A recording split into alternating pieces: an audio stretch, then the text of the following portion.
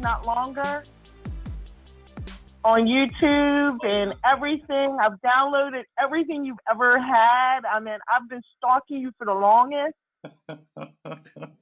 I hope it's helping. Oh my God, I passed it March the 16th. Oh, wow. Congratulations. Oh my God, it's all because of you. I swear, it's all because of you. Well, I do my part, but I can only do so much. You guys have got to do all the work. You put the work in. Man, no, I mean, I watched your meetup groups where you were at the place. I watched you at your, at your site. I mean, I've been like, my daughter was like, who is that guy that you have? I hear his voice all the time. Because I would just stream your videos all day long. I mean, all night long, I should say. Well, that's awesome. Thanks so much. It's funny when you said that, you have to have, it was, what is it? Your mantra. I kept saying it over again. I have to be honest with you. I haven't seen your videos in about 2 months now. But I remember your mantra was, I did, offense, author. Yeah. I did, offense, author. Yeah. And you have some other things. Oh my goodness. When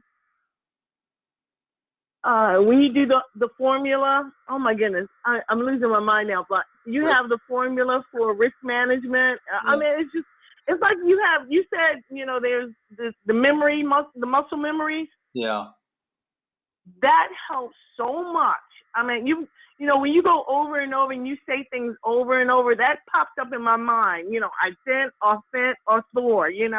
I did, offense, author. It's just stuff like that. I think with you, I think you probably give people more bang for their buck because there's so many people that are offering like $10,000 and courses and all that jazz. No,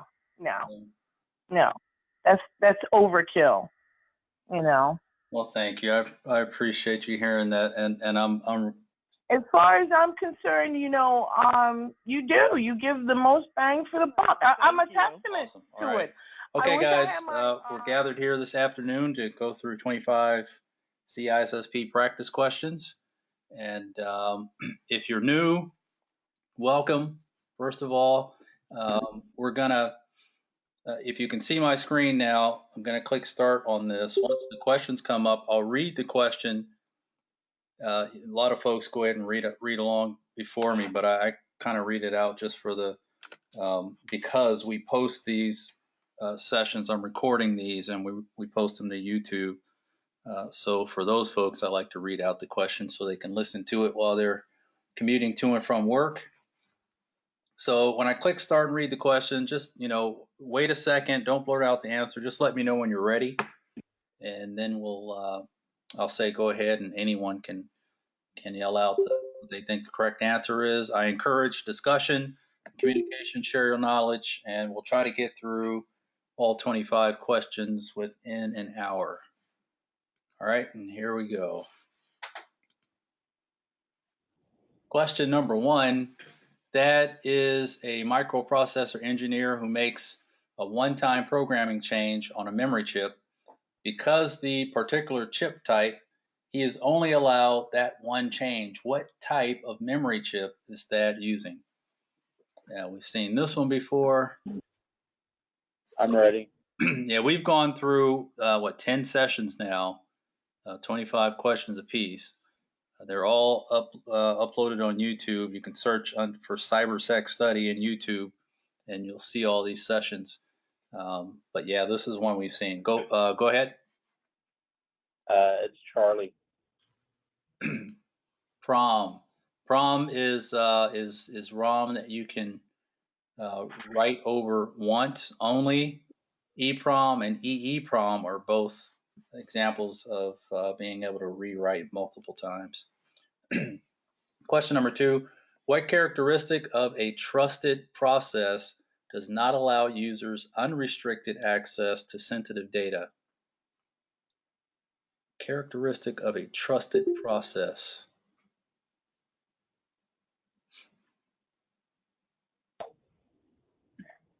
Yeah, this is a new one, but I think it's pretty straightforward. Unrestricted access to sensitive data is what's key for me. I'm ready. All right, go for it. I think it's Bravo. Okay, anybody else? I think it's Charlie. Yeah, I think Charlie also. Yeah, I'm going for Charlie. Yeah, unrestricted access to so they have access to sensitive data, but not unrestricted access.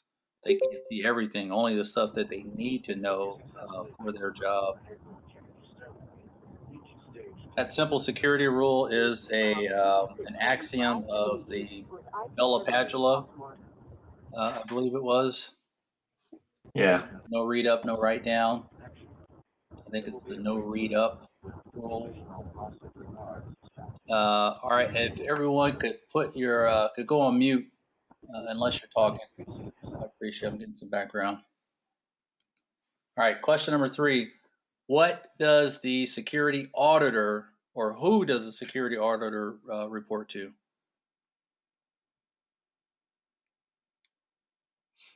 We've seen this one before. I'm ready. Okay, what do you got? I think D. Yeah, anyone else? I was going for D too. Yeah, I think we last time we saw this one, we were back and forth between external audit organization or senior management. And just because it's an auditor does not mean it's an external auditor. It could be an internal auditor, and this question doesn't specify, so we selected senior manager, implying that it's an internal auditor. Number 4, in a relational database, which of the following represents the table rows? I'm ready. All right. It's a layup. Go for it. B. Bravo. Bravo. Records or tuples. Remember we saw one last week where it gave us the answer of records and then a separate answer for as tuples when they're really both the same. Question number 5, the unauthorized disclosure of information defined as secret would by definition result in which of the following levels of damage? I'm ready. Disclosure of secret information. I'm ready. Sorry about it. All right, anyone else? All right, go for it. This one's D. This is the military thing. So secret information would have serious damage. Top secret information would have grave, I believe it is. Yeah, they say exceptionally grave damage. Yeah. All right. Number 6, one advantage of prototyping is that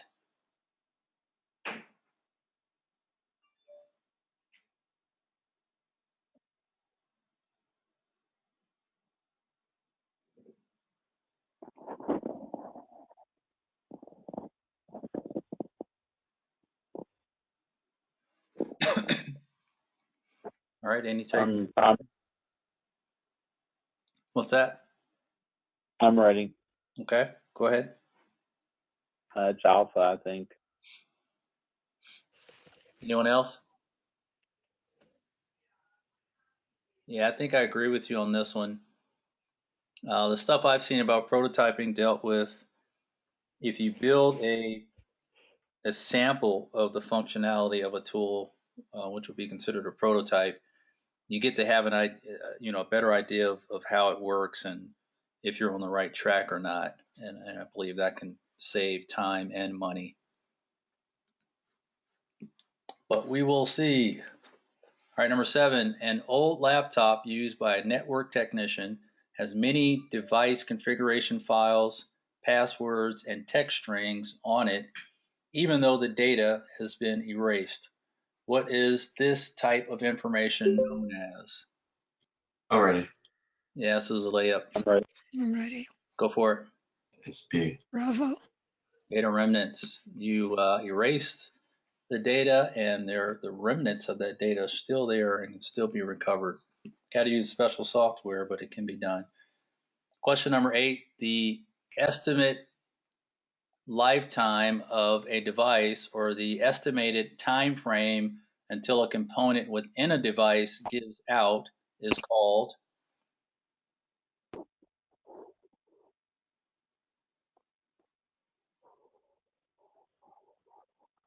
So the estimated time of a device or estimated time frame until a component within a device gives out. I'm ready. All right, go for it. It's delta. Delta. Yeah. Yeah, so for me, this question, the correct answer would be mean time to failure. So when That's what I was thinking too. you bring something out brand new out of the box, you turn it on, how long is it going to run before you have your first failure?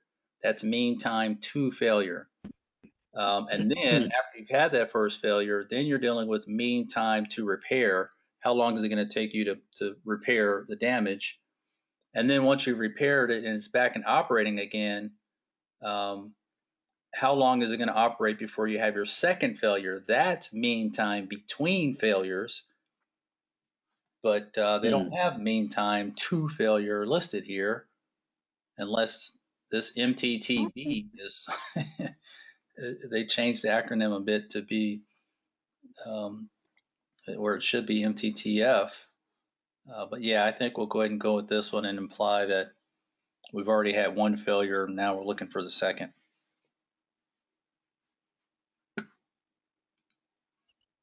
All right, number 9, which of the following is a true statement pertaining to TACACS, XTACACS, and TACACS Plus? We've seen this one before. Oh, actually, we've seen a variation, not this exact one.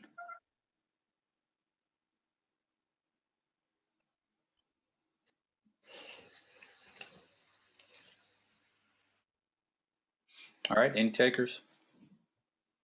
I think D for Delta. All right, anyone else? Now, what I know about these is that TACACS has the least functionality. XTACACS has more. TACACS Plus has even more. But neither of these are backward compatible. They're created by separate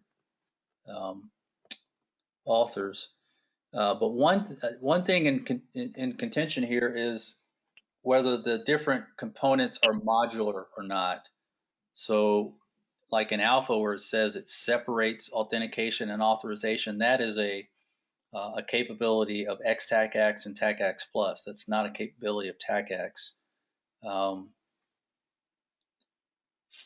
For Charlie, XTACACS combines. I don't believe XTACACS or TACACS Plus combines the AAA because they're later model technologies and they separate those things. So I'm thinking it has to be Bravo. TACACS Plus allows for two-factor authentication with dynamic passwords. That is a greater functionality that TACACS doesn't provide. Anybody have anything or disagree? And we'll see on the back end. All right, number 10, which of the following is a directive issued by senior management that identifies goals, measurements, and responsibilities? Senior management directive identifies goals. I think this is a layup. Anyone? I think it's I'm ready. A. Anyone else? Yep, policies Alpha. I would like it better if they said high level goals, but they didn't go into. There's nothing that implies that there are specific guidelines, procedures, or step-by-step instructions. Standards are mandatory for specific industries, and baselines are a state from which to begin.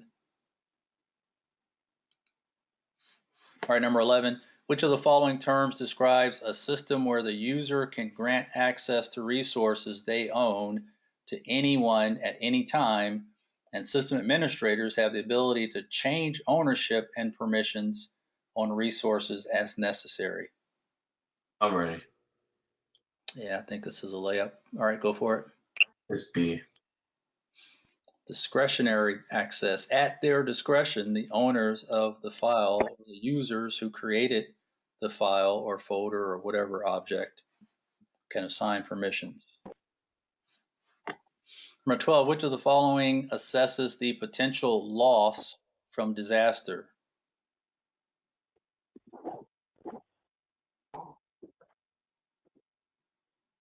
The potential loss from a disaster. I'm ready. I'm ready. All right, go for it. I'm going for B. Anyone else?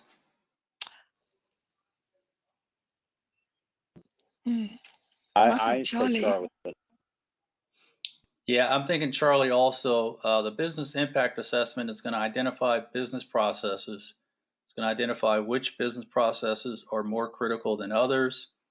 It's going to identify what people perform those processes and what tools and systems they use to implement those processes. But the giveaway for me on this one is potential loss from a disaster. Risk is the likelihood versus the impact of a disaster or an exposure. But yeah, our formal definition for risk is the likelihood versus the impact of a threat exposing a vulnerability.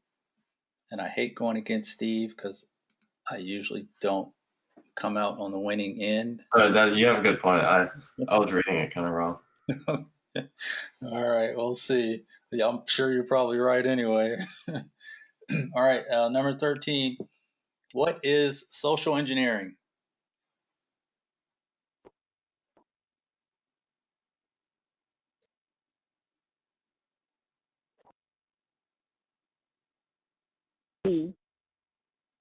I'm ready.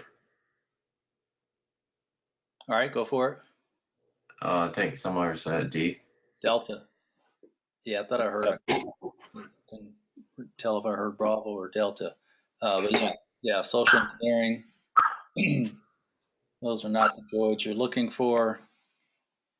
Number 14, which of the following statements is true with respect to firewalling technologies? Is true with respect to firewalling technologies.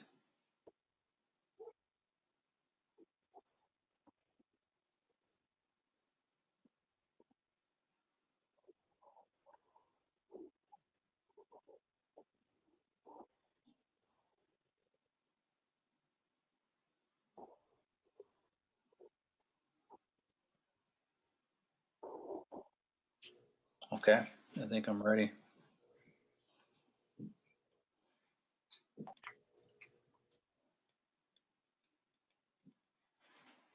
Anyone else? I'm 50-50, but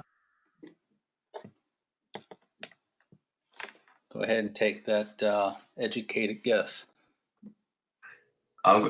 it's either A or C, I think, because they have the same thing. The Stateful. Stateful inspection firewall. I remember Sean Harris's book saying that a stateful inspection firewall is like the little old lady that sits out on the front stoop and monitors everything that happens in the neighborhood. So a stateful inspection firewall will see all the traffic that comes from the inside to the outside, what type of ports, protocols, services are being sent from inside to the outside, and then only allow that type of traffic back in. And I think that's what Charlie is saying.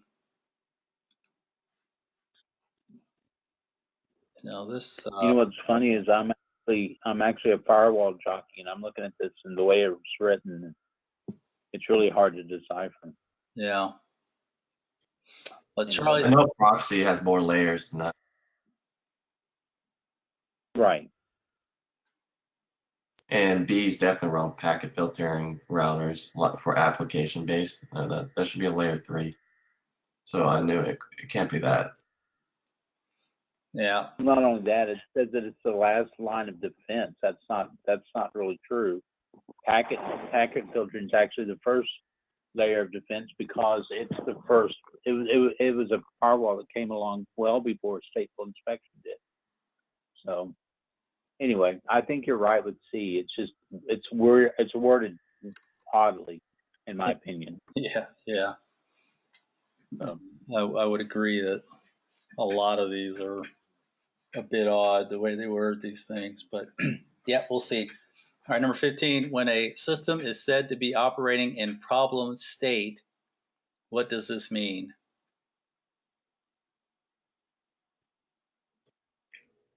I'm ready. All right, go for it. I'm ready. I'm going for the obvious. I think it's C. I'm not sure though. I agree. Same, I agree. Same here. Anybody disagree? Yeah, let's go for Charlie. All right, 16, McKenna performs the following data tasks. Number 1, assigns data classification levels to meet her business unit's specific needs. Number 2, determines which users can access data. 3, verifies security controls are in place and working correctly. Which of the following roles is McKenna performing? We've seen this before. I'm ready. That's a layup. All right, go for it. It's data owner C. Charlie, data owner. Yep. And don't let the verifying security controls in place. That doesn't mean she's implementing them, but she's verifying that the data custodian implemented them correctly. Number 17, when should the security department become involved in the application development process?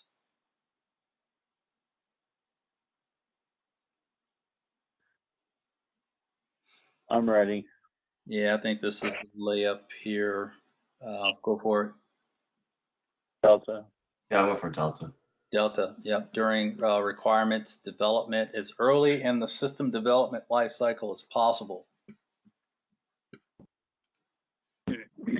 18, what type of computer memory improves system performance by acting as a special storage area for information that is retrieved often?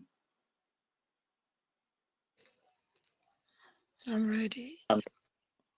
Yeah, this is kind of technical, but I think it's a layup. Go ahead, go for it. I think Delta. Yep, anyone else? I was going for Delta too. Yep, I agree. Cache memory. I actually think it's something else, but let's see. Okay. No, I'm not in the consensus, so go. Okay. Yeah, cache. I remember cache being temporary storage for quick access. True, but for some reason I think it's alpha, and I can't remember why. Okay. Yeah, I know primary storage is storage that's in the computer connected to the motherboard. And then alternate storage is storage that's connected to the computer via input-output cables. And then virtual memory is you're using hard drive space to act as RAM. But yeah, we'll see on the back end. All right, 19. Yep. Radius and TACAX Plus work in a client-server model, and Diameter works in a peer-to-peer model. What is the benefit of using this peer-to-peer model?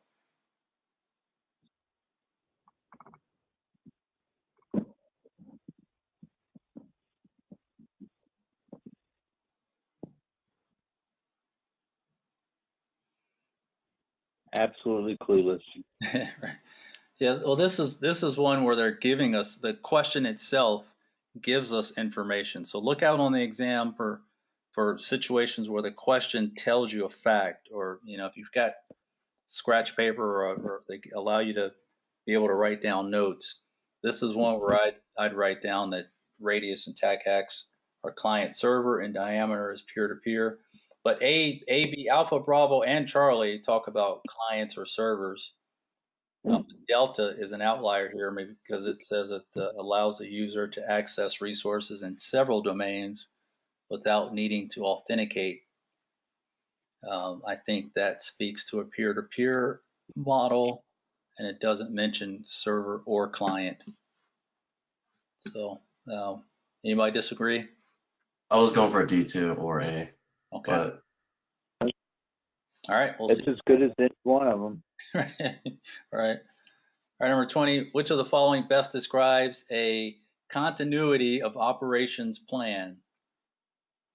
Remember, continuity of operations is our overarching objective to maintain business continuity. Yeah, I'm ready. I'm ready. All right, go for it. It's A. We picked B last time, I think. We got it wrong. Yeah, it's A. Yeah, I remember this one. And if you guys are going back to listen to these episodes that we post on YouTube, I usually just scroll to the end where we go through the answers, because we may have gotten something wrong during the question answer session. But when we're reviewing, we get to see what's what. All right, 21. Which of the following has correct RAID level mappings?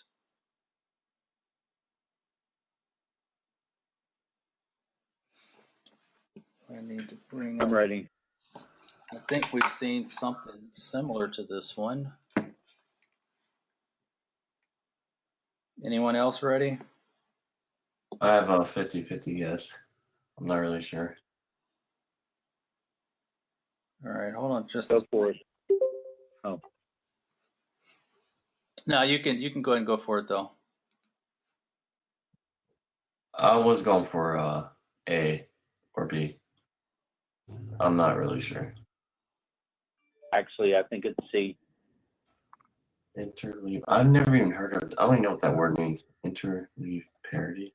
That means that the parity is spread among the primary drives, so that when one drive drops off, the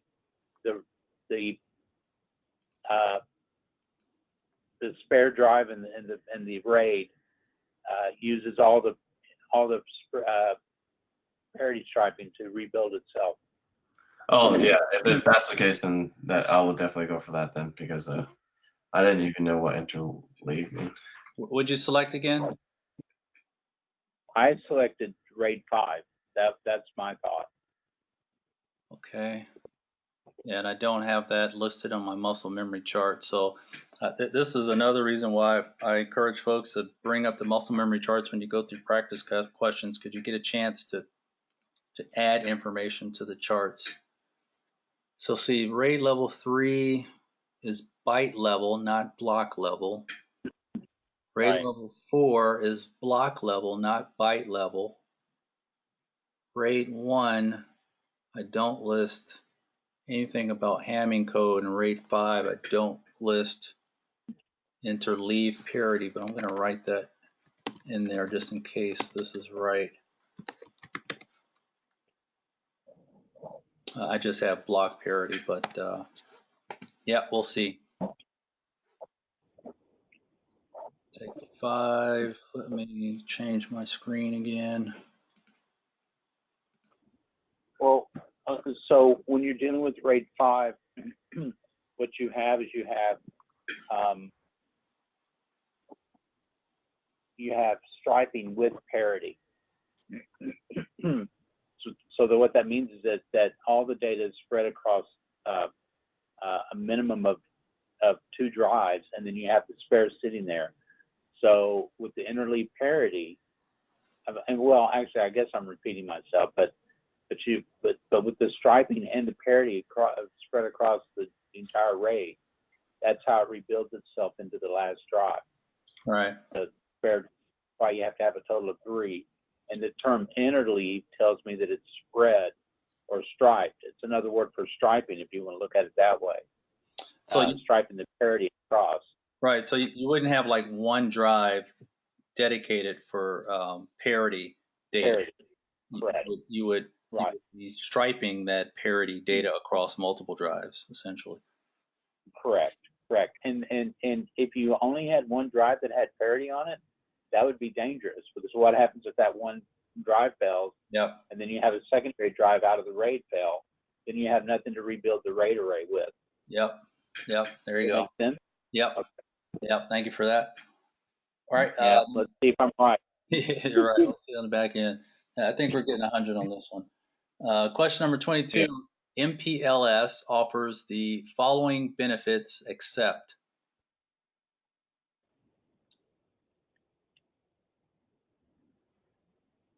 I'm ready. I think we saw this one before. We saw it last week. Yeah.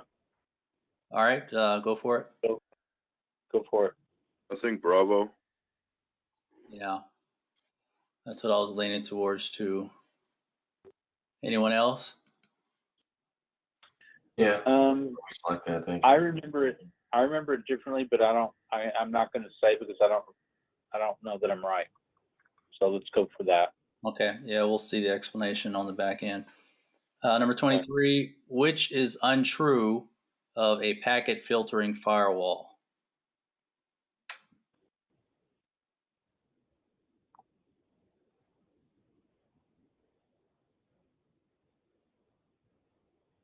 I'm ready. Okay. Go for it. It's alpha. Yeah, I'm thinking high security. Anyone else? Packet filtering. All right, we'll see. Number 24, what is the term used to describe the systematic evaluation of the exchange point between a graphical data system and the system's user? I think we've seen this question more than any other. Yeah, I think this is like a fourth time. I'm ready. Yeah, go for it. It's D. Interface testing. How the user interfaces with that graphical interface. 25. Overriding and or degaussing are used to clear and purge all of the following except. We've seen this one too. Yeah. I can remember. I'm ready. All right, go for it. B. No, Bravo. Yeah, I think it was Bravo. I think we selected A last time, but we know it must C or D. And I remember going through an explanation of, or reading the explanation about what data buses were. So yeah, I don't like this one because overriding and degaussing should not be in the same category. Overriding will it's just like deleting or partitioning a drive. You still have data remnants, and the media can still be reused and the data can still be recovered. But with degaussing, the media is gone and the media device or the information is gone and the media can't be reused. So, Don, which one is the one that does not work on magnetic drives? Well, degaussing only works on magnetic drives. It doesn't work on non-magnetic type media. I see. It's a large magnet that destroys the at a molecular level. I can't think of anything that doesn't work on magnetic drives. I mean, overriding, degaussing, all of that, scrubbing, that's all going to work on magnetic drives. They're the most vulnerable. But you get into CDs and glass-coated disks, and that's where degaussing doesn't do anything. Yeah. Is that right? Yeah. That's I think that's what you were getting at or trying to get to, right, Tim? Yeah. Yeah, it was one I know that I don't know if it was like does not work with or only works with. So I think you guys answered it for sure. Okay. All right, fingers crossed. Although we're not concerned about scores on these. Yeah, not bad. Let's see, we got 1, 2, 3 wrong. Let's see what it prom, that was a layup, number 1. Memory can be altered only once.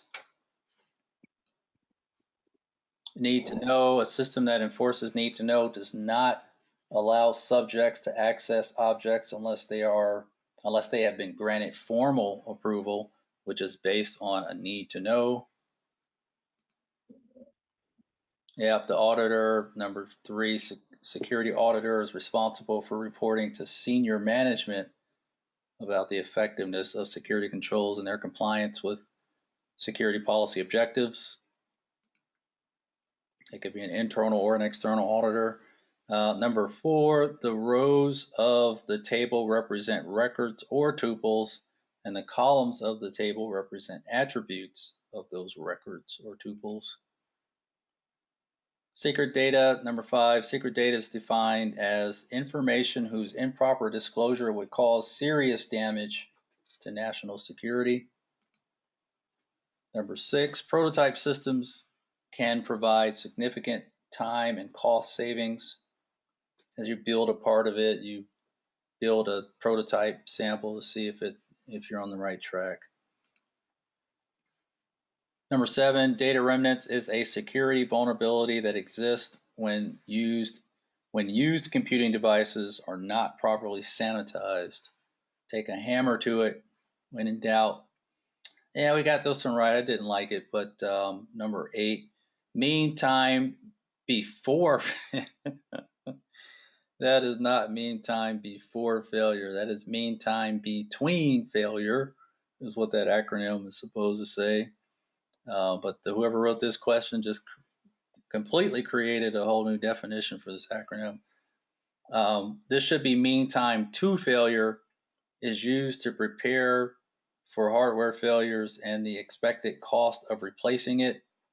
The mean time to repair is the time needed to get the device fixed and back into production. And once it's back in production, then mean time between failure, between the first failure and the second failure, is MTBF. But we are dealing with practice questions. Number 9, TACACS combines its authentication and authorization processes because it doesn't have the modular capability. XTACACS separates authentication, authorization, and accounting processes, and TACACS Plus is XTACACS with extended two-factor authentication. So TACACS Plus also separates authentication, authorization, and accounting or an auditing, but adds two-factor authentication. TACACS uses fixed passwords for authentication. TACACS Plus allows users to use dynamic one-time passwords. Yeah, this was a layup. Number 10, senior management issues policies that give high-level instructions on what to accomplish and who's responsible for each goal to be properly accomplished. Number 11, discretionary access control. Access to a resource within a DAC system is left to the discretion of the resource's individual owner, or more generally, to the discretion of the administrators in control of the system that houses and provides access to the resource.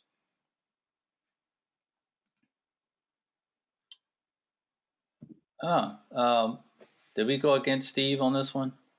Yes, you Yeah, did. we did. Yeah, doggone it, we should learn our lesson, right?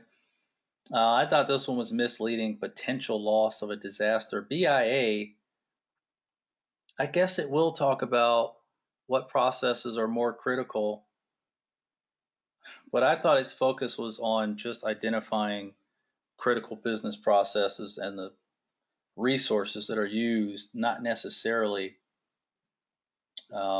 I thought risk management was a better, or risk assessment was a better answer there, but the BIA assesses potential loss that could be caused by a disaster. Wow. I'm not sure I agree with that one, quite frankly. Hey, Donald, on this particular question here, I remember you saying that this is that the test is a managerial test, and if you look at this question in that perspective, B is one level higher than C. C might be considered more technical in this particular question. Am I right there where it's supposed to be an inch deep and a mile wide? Did we go too deep? I guess. I mean, I'm not sure I'd consider risk assessment to be a technical endeavor unless I'm talking about the rest of the question answers. I mean, in comparison. Yeah, I don't know. My mental picture tells me that the BIA is going to help you identify critical business processes, not necessarily loss potential from a disaster.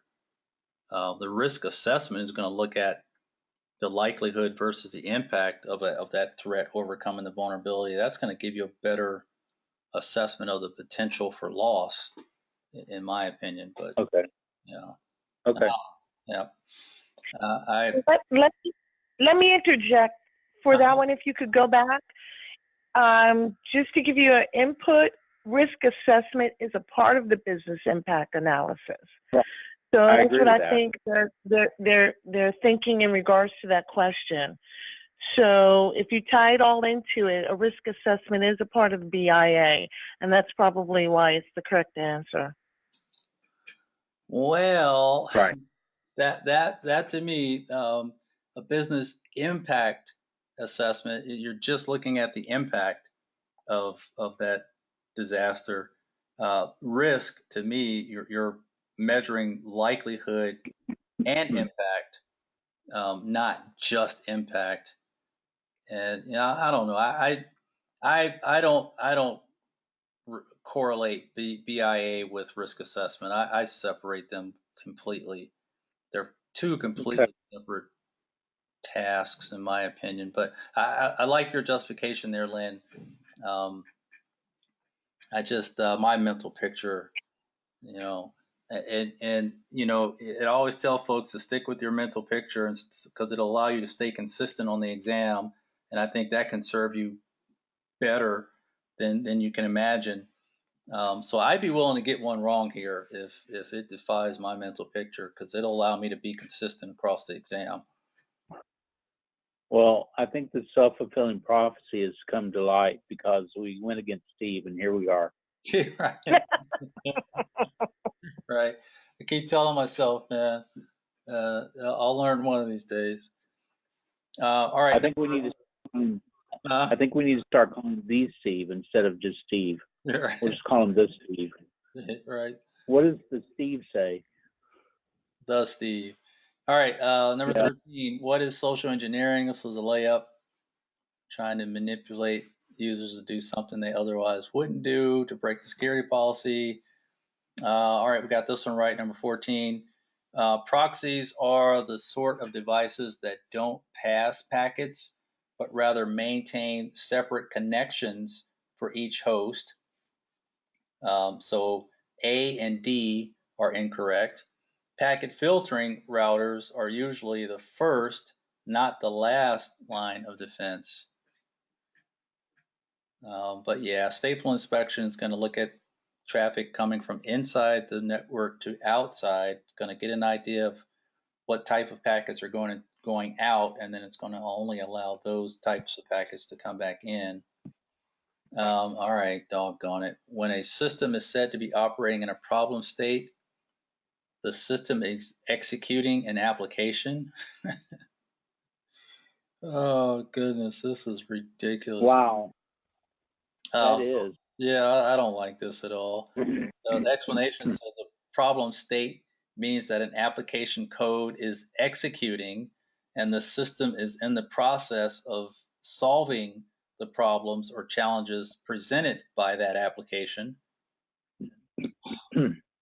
Ring 0 and 1 are reserved for executing privileged instructions specific to the operating system and its kernel. That's a good point. While these will be called into play by an application, when they are executing, the system is said to be in supervisory state.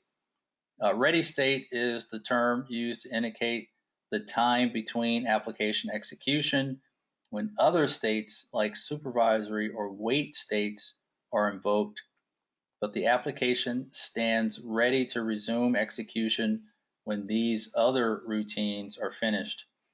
A system can be said to be in a fault state when operations cease to execute altogether, but this is not considered an operating state. Okay. When a system is said to be operating in a problem state. Okay, the system is executing. All right, I think I get that. I understand that. All right, number 16, this was a layup. Data owner decides how data sets will be classified and protected and ensures that the agreed upon mechanisms are in place and working correctly. Data owners are typically department heads. Number 17, security should be involved right at the initiation of a new project when requirements are being defined.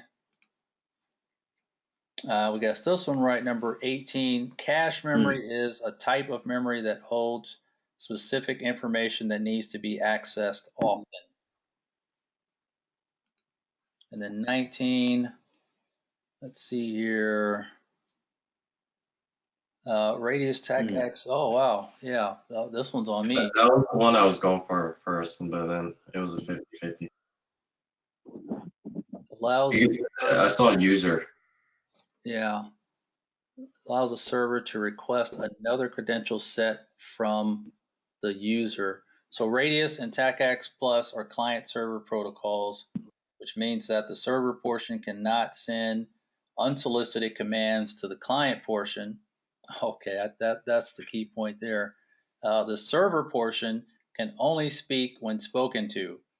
Diameter is a peer-based protocol that allows either end to initiate communication. This functionality allows the Diameter server to send a message to the access server asking for the user to provide another authentication credential if attempting to access a secure resource or possibly disconnect the user for one reason or another. Okay. Yeah, another reason why I like doing practice questions. You can have the theory and concepts and all together, but how you apply your knowledge to these scenarios is important. And then I always learn some more technical information than I did studying the concepts when I do practice questions. All right, number 20. Which of the following best describes a continuity of operations plan? The continuity of operations plan establishes senior management and a headquarters after a disaster. It outlines roles and authorizes orders of succession and individual role tasks. Hey Don, quick question on that one. So that's a coop, right? Is the coop the same as a failover site, or is that different? I think of them as the same. Your alternate processing site could be called your coop site. Okay. But the origin of that word goes back to, I think it was Carnegie Mellon. Actually, I think they took that over from the government. It started out with, the place that you would take the president in the event of a nuclear war or something like that. Yeah. Uh-huh. Interesting. All right. Yeah, COOP. Yeah, so coop, a coop plan, the fact that they're using the word continuity of operations, if they use the acronym COOP, when I see that, I think of an alternate processing site. When I see the word continuity, I'm thinking of, maintaining business operations in the event of any type of issue or whether it's a disaster or something small. So you don't think they're the same then, the abbreviation and when it's spelled out? No, I don't. I see that word continuity and I'm thinking of, not just the disaster, but, anything that happens if a automated system goes down, you have to go to a manual process to maintain business continuity. I think if you put the word business in front of it, business continuity is different from continuity of operations plan. Right. Okay, but it looks like the answer here is also talking about a separate site, like a different site, right? A headquarters. Yeah. Okay. No, I get what you're saying. That's a good point. Yeah, thanks for bringing that up, Tim, because I needed to talk my way through that to help you and me, really. Cool. All right. Yeah, I think we owe, who was that drove us on this one? I did. Okay. Eric, yeah. Yeah, we never get your name because you dial in, right? Yeah, I dial in. That's all right. Okay. I don't have to. I just do that. So. Or two. I get a lot of people that I know who say they dialed in just to listen in for a few minutes to check out the session, and I didn't even know they were there. All right, number 21, the following are the correct RAID level mapping characteristics. So RAID 3 is byte level parity. RAID 4 is block level parity. RAID 5 is interleave parity. And RAID 1 is mirroring. Let me say something about this for a second. RAID 5, anytime you see interleave, think of striping, because that's really what they're talking about, because you will see striping a lot of times over interleave. So, and typically when you look at books or you look at material about RAID systems, they talk about striping over parity. So just keep that in mind, that those two things are completely interchangeable. Oh, that explains it, because that's how I usually understood it. I have it on my cubicle at work. They always talk about striping parity, minimum 3 disk, and I didn't know what interleave. Never even seen it before. Right. Well, it's a rare thing for it to show up anywhere, but that's what it means. All right, I'm actually updating my muscle memory chart and saving that sucker. All right, appreciate that. Sure. Number 22, yeah, the MPLS multi-protocol label switching gives service providers the ability to create VPNs without the need of end-user applications. So the correct, the one that's not a benefit of MPLS is VPNs can be created in combination with end-user applications. But MPLS gives service providers the ability to create VPNs without the need of end-user applications. I think that's too technical. But all right, number 23, we guessed right on this one. What is untrue packet filtering firewall? It's high security is not true. So packet filtering firewalls offer low levels of security. One reason for which is their inability to screen a protocol. They'd have to work at a higher level, the OSI model, to see more information like protocols. However, they are application independent. They are highly scalable, and they perform at a high level. Number 24, interface testing is the systematic evaluation of the data exchange points between a user and a software program's graphical user interface, GUI. Yeah, and we got this one right this time. Number 25, the process of degaussing is achieved by passing the magnetic media through a powerful magnet field to rearrange the metallic particles completely removing and or completely removing any resemblance of the previously recorded signal.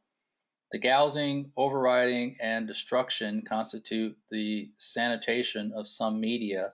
I would not put overriding in the same category as the gouging and destruction. This addresses storage facilities, not data buses. Storage facilities are storage and memory.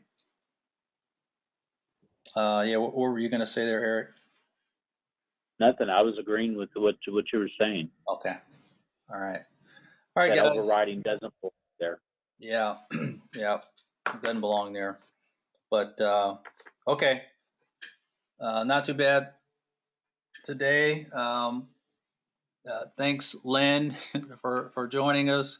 If you guys that came in pretty late, Lynn passed the exam and she's still hanging out with us. And I think she wants to start doing some training. So we might have to talk, Lynn. I am not to do any training, but I will do a lot of encouraging and cheerleading. I think you guys are doing a wonderful step by following Donald. Listen to his mantra. Listen to him all the time. Like you said, when you're riding in your car, when you're use his YouTube videos, everything, his flash drives, his books. Read it, dream it, believe it. I'll tell you, I don't need to hire a marketing company, that's for sure. I'll just call on you, Lynn. I appreciate it. Yeah, I appreciate that, Lynn, and congrats. Yeah, congratulations. I can go for that CISM, right? Or hire that CISO. There you go. All right, guys, enjoy the rest of the weekend. Thank Donald, you. I gave you a couple of references this week. Hopefully they'll come in and buy something from you and get going. Awesome. I appreciate it. Thank you, sir. Yeah. All right. Have a good weekend. Yeah, you too. Take care. Bye-bye. Thank you. Bye-bye. Yep. Thanks. Bye. Take care, Donald. Yeah, you too. Thanks again. Nice talking to you. Nice meeting you. And Same here. Bye. Yeah.